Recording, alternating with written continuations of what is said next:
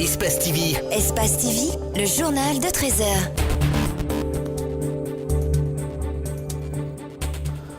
Bonsoir à toutes et à tous, très ravi de vous retrouver. Bienvenue dans cette édition d'information dont voici les principaux titres.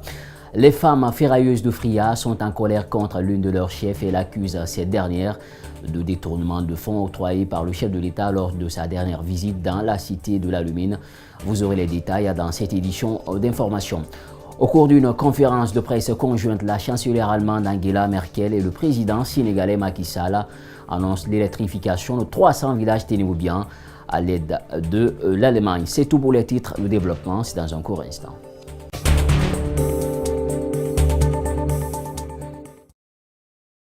Pour une fois encore, bonsoir, bienvenue dans cette édition d'information. Si c'est maintenant vous nous rejoignez, pour commencer, l'humanité a célébré ce jeudi la journée internationale des personnes disparues instituée par les Nations Unies. À cette occasion, Maître Frédéric Foromo-Loa, un activiste des droits de l'homme, dévoile les cas enregistrés en Guinée et tire la sonnette d'alarme pour lutter contre le phénomène. Reportage Justin Leno, Aliouba. Selon Maître Frédéric Loa, président d'une ONG de défense des droits de l'homme, la journée des victimes de disparitions forcées dont on ignore où elles sont et quel est leur sort ne devrait pas être rappelée une fois par an. Les raisons, cet activiste de l'ONG Même Droit pour tous les explique par des cas enregistrés à travers la Guinée. La situation existe en Guinée.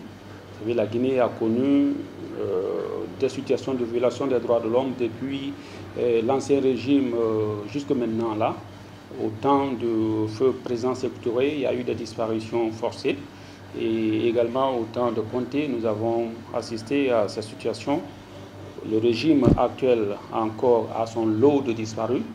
Et quand on se rappelle un peu des cas dont la presse est saisie et qui restent encore une fois irrésolus, il y a le cas de journalistes, il y a d'autres personnes qui ont disparu, il y a le cas, n'est-ce pas, de beaucoup de personnes qui sont disparues et dont la situation reste irrésolue jusque maintenant là. Pour éradiquer ces phénomènes qui prennent de l'ampleur en Guinée au cours de ces dernières années, Frédéric Foromo-Loa évoque des mesures envisagées. Nous, on ne peut que dénoncer, on ne peut que faire des rapports, on ne peut que écrire aux autorités, on ne peut qu'alerter. Mais en ce qui concerne les moyens de lutte efficaces, c'est l'État qui doit jouer le rôle premier. Parce que c'est l'État qui a le contrôle, encore une fois, des services de renseignement, des forces de défense et de sécurité, qui a le contrôle des moyens financiers de l'État. Donc c'est à cet État-là on s'adresse chaque fois que nous sommes devant une situation. Les ONG ne peuvent pas se substituer à l'État. La journée internationale des personnes disparues a été instituée par les Nations Unies pour se souvenir des victimes de disparitions forcées. Pour rappel, elle est célébrée le 30 août de chaque année. La réalisation d'un répertoire opérationnel africain des métiers et emplois a été lancée hier jeudi à Conakry. Ce projet permettra de mettre en valeur l'agriculture, l'agro-industrie et l'agrobusiness. Il sera réalisé en partenariat avec le Bureau international du travail et la Banque africaine de développement. Compte rendu, Mamadou Kalisso et Ibrahima Souri Kamara. La Guinée a 7 millions d'hectares de terres arables, la pluviométrie est favorable, la semence est disponible. Mais jusqu'à présent, le pays importe ses aliments de base. Comment expliquer ce paradoxe? Le représentant du patronat pense avoir une réponse. Les jeunes ne sont pas formés et ceux qui sont formés ne veulent pas faire l'agriculture.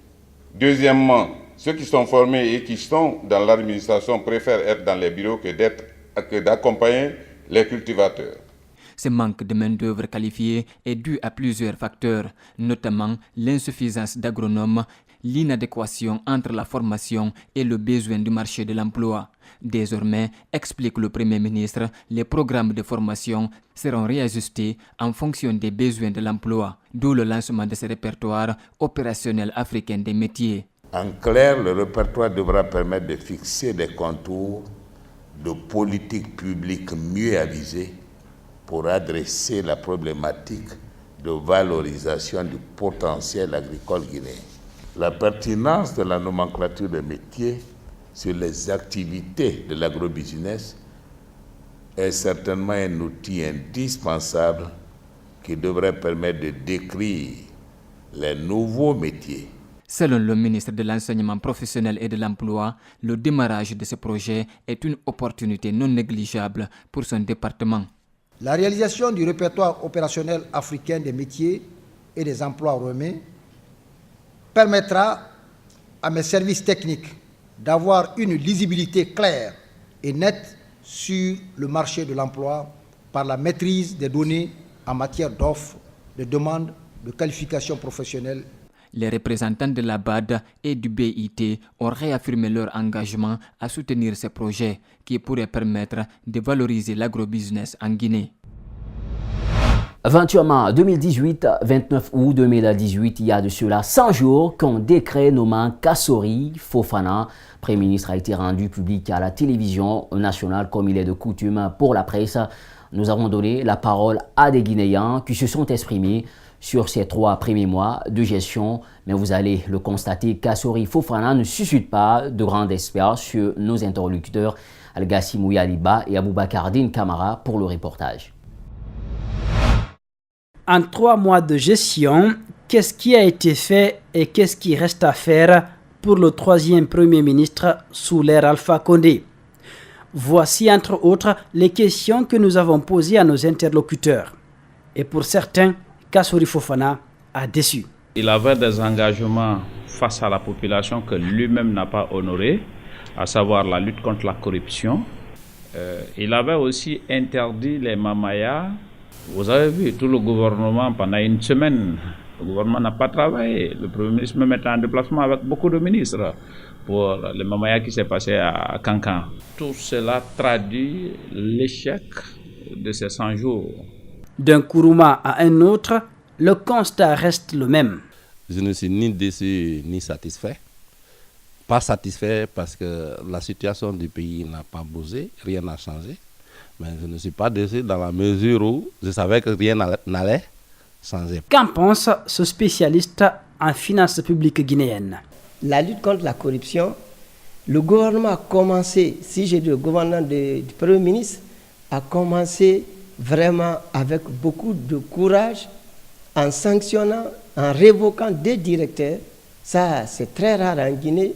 Si nous revenons sur la mobilisation des recettes, là, les faits viennent contredire totalement.